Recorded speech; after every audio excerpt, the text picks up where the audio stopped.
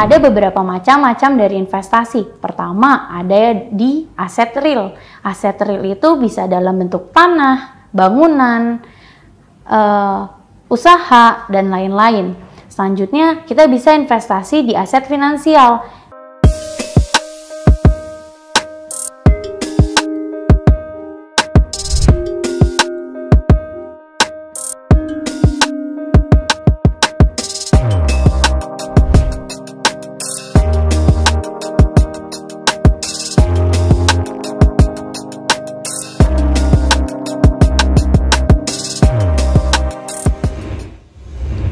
Assalamualaikum warahmatullahi wabarakatuh. Selamat datang di channel YouTube Kuliah Teknokrat. Bersama saya, Siwi Angelika Sindiasari. Pada kesempatan kali ini, kita akan membahas tentang apa sih itu investasi, kemudian dasar-dasar keputusan investasi, apa beda antara investasi dan menabung, serta proses keputusan investasi. Kita mulai dengan apa sih itu investasi? Investasi adalah sebuah komitmen untuk mengorbankan sumber daya yang kita punya saat ini, baik finansial maupun non-finansial, untuk mendapatkan keuntungan di masa yang akan datang. Atau dengan kata lain, kita mengorbankan atau menunda konsumsi kita saat ini untuk mendapatkan keuntungan atau konsumsi yang lebih besar di masa yang akan datang.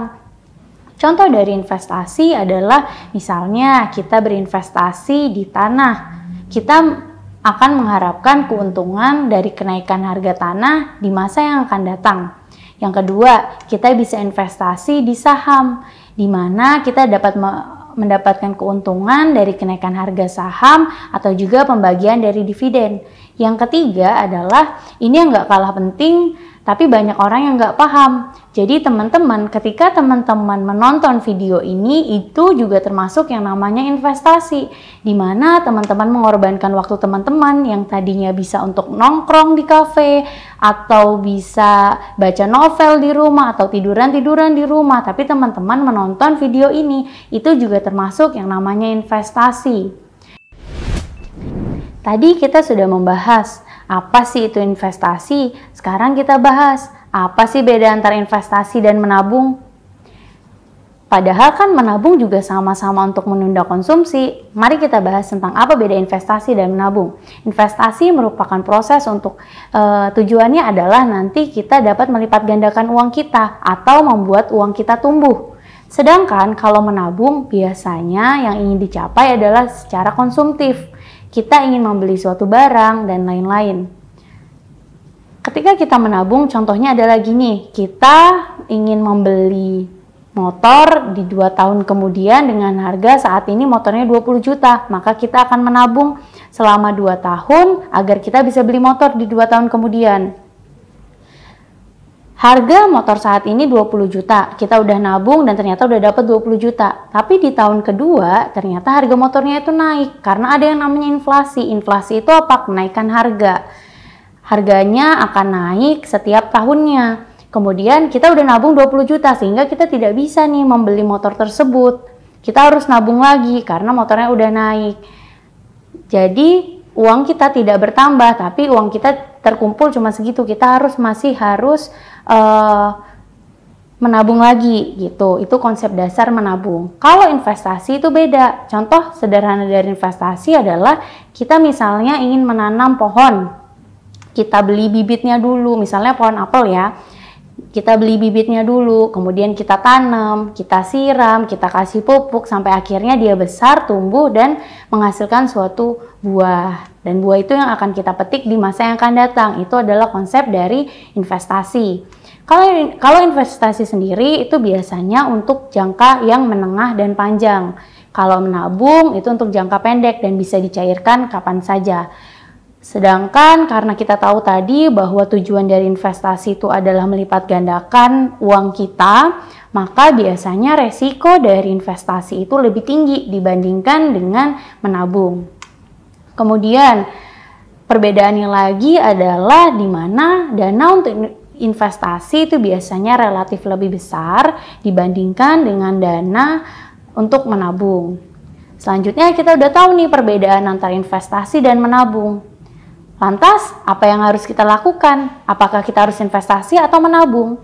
Jawabannya adalah kita mengkoordinasikan atau mengkombinasikan kedua hal ini, investasi dan menabung. Kita kelola uang kita atur uang kita agar bisa seimbang antara investasi dan menabung. Tujuannya apa? Kalau menabung agar bisa kita cairkan kapan saja ketika kita membutuhkan dana darurat. Sedangkan investasi untuk jangka panjang, untuk dana pensiun, dana darurat di akhir saat masa tua dan lain-lain seperti itu. Jadi kita harus mengkombinasikan atau mengkombinasikan antara investasi dan menabung, berapa persen untuk investasi dan berapa persen untuk menabung. Tadi kita udah tahu nih apa perbedaan antara investasi dan menabung. Sekarang kalau kita ingin investasi, kita bisa investasi di mana?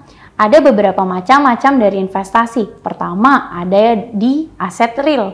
Aset real itu bisa dalam bentuk tanah, bangunan, usaha, dan lain-lain.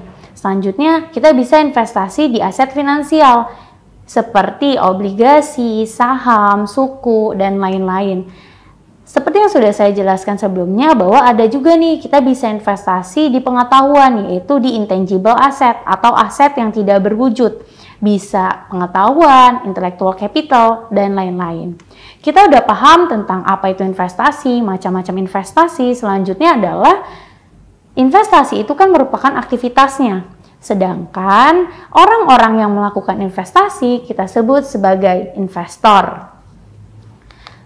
Selanjutnya, kita udah tahu tentang apa definisi investasi dan lain-lain. Sekarang kita bahas apa sih tujuan dari investasi. Tujuan investasi itu adalah pertama, untuk mendapatkan kehidupan yang lebih layak di masa yang akan datang. Seseorang yang bijak adalah seseorang yang bisa mengelola uangnya, kemudian bisa meningkatkan taraf hidupnya. Seenggaknya kalau nggak bisa meningkatkan, ya sudah dijaga untuk kedepannya agar tidak kekurangan gitu. Dengan tujuan investasi kita bisa membuat kehidupan kita layak di masa yang akan datang. Yang kedua, seperti yang sudah saya bilang, ada yang namanya inflasi. Dengan investasi kita bisa mengurangi tekanan dari inflasi tersebut. Yang ketiga adalah dukungan untuk mengkonsumsi pajak. Yang keempat, memperoleh imbalan hasil atau keuntungan. Yang kelima, jaminan dalam bisnis. Dan yang keenam adalah persiapan untuk dana-dana darurat di masa yang akan datang. Selanjutnya, setelah kita tahu tujuan investasi, sebelum teman-teman melakukan investasi, teman-teman harus tahu nih yang namanya dasar keputusan investasi. Di dalam dasar keputusan investasi, kita akan mengenal 3 istilah, 3 hal yang paling penting.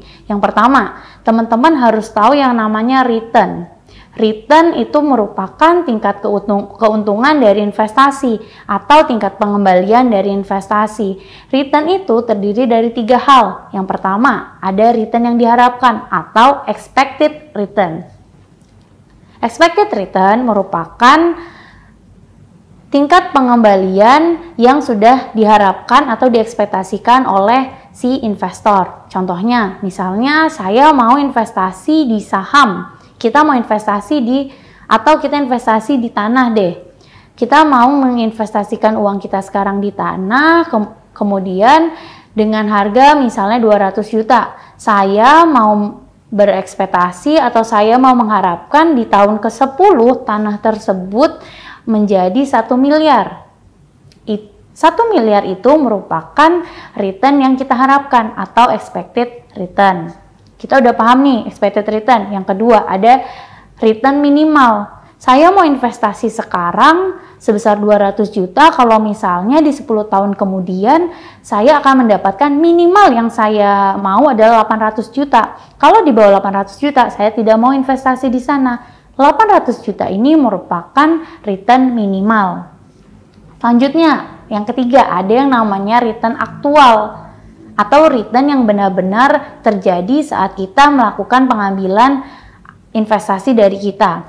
Misalnya, tadi kan udah ada return minimal 800, tapi yang mau saya ekspektasikan 1 miliar. Ternyata di 10 tahun kemudian, 10 tahun saat ini misalnya di 10 tahun yang saya dapatkan adalah 900. Nah, 900 ini yang merupakan return aktual gitu. Kita udah paham nih antara apa sih investasi, returnnya itu ada apa aja. Selanjutnya yang kita harus pertimbangkan dalam dasar keputusan investasi adalah yang dinamakan dengan risiko. Risiko itu apa? Risiko merupakan probabilitas atau kemungkinan hasil atau outcome yang kita inginkan itu berbeda dari ekspektasi. Jadi intinya risiko itu adalah aktual yang kita dapat dari investasi, return aktual yang kita dapat dari investasi itu berbeda dari return yang kita harapkan. Tadi kita udah tahu bahwa 900 juta itu adalah return yang kita dapat. Padahal ekspektasi kita adalah kita dapat 1M. Nah, perbedaan ini itu yang kita sebut sebagai risiko. Selanjutnya, kita udah dasar keputusan investasi itu adalah hubungan tingkat resiko dan tingkat return yang diinginkan atau yang diharapkan. Secara teori, hubungan antara risiko dan return yang diharapkan itu merupakan linear atau searah. High risk, high expected return. Semakin tinggi resikonya, maka akan semakin tinggi ekspektasi kita terhadap investasi tersebut gitu.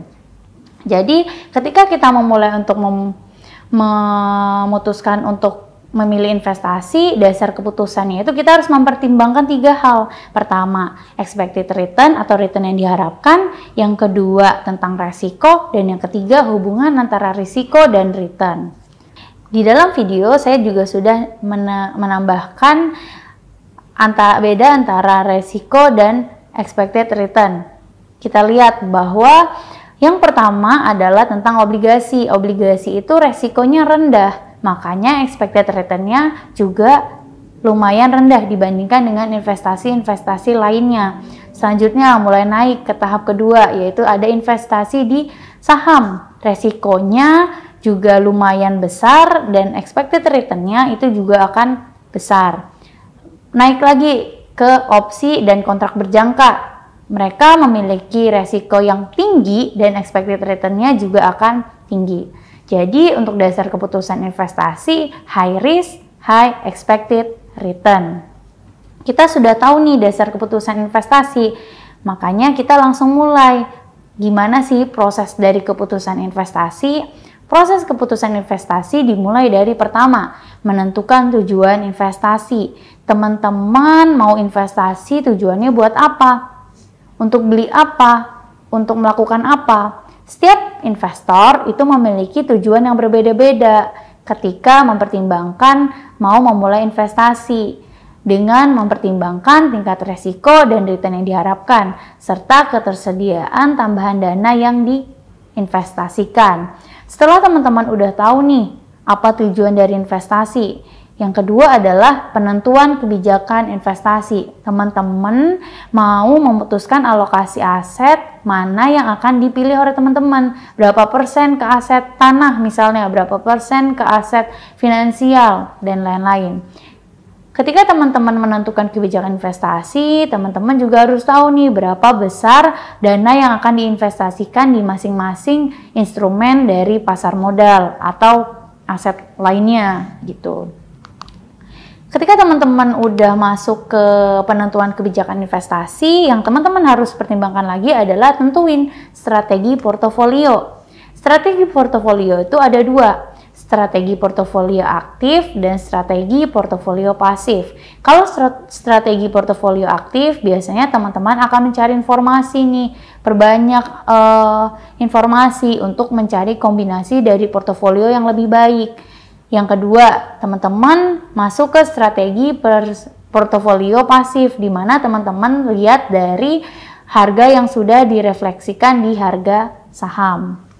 Teman-teman udah nih lihat dan tentuin strategi portofolio. Selanjutnya adalah pemilihan aset. Di tahap ini teman-teman evaluasi nih setiap sekuritas atau setiap investasi yang ingin dimasukkan dalam portofolio.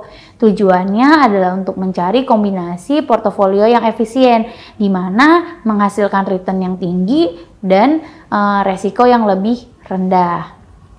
Selanjutnya, Tahapan terakhir adalah pengukuran dan evaluasi kinerja portofolio.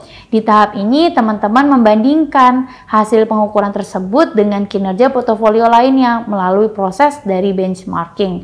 Proses benchmarking ini biasanya dilakukan terhadap indeks portofolio pasar untuk mengetahui seberapa baik kinerja portofolio yang telah ditentukan dibandingkan dengan kinerja portofolio lainnya di atas portofolio pasar. Tadi kita udah bahas tentang apa sih investasi, apa perbedaan antara investasi dan menabung, dasar-dasar keputusan investasi, sampai ke proses keputusan investasi.